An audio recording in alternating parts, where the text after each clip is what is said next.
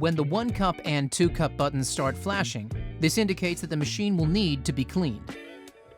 Insert the silicone cleaning disc into the filter basket in the portafilter. Place a cleaning tablet on top of the cleaning disc. And lock the portafilter into the group head. Empty the drip tray and place it back into the machine. Fill the tank to the max line and reattach it to the machine.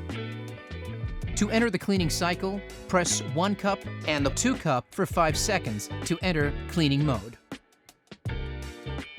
The 1 cup and 2 cup button will then be illuminated.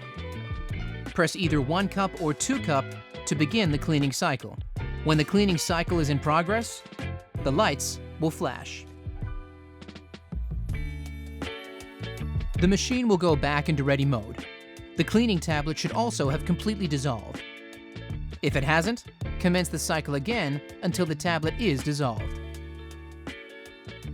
Once the tablet is completely dissolved, remove and rinse the portafilter, silicone disc, and the drip tray.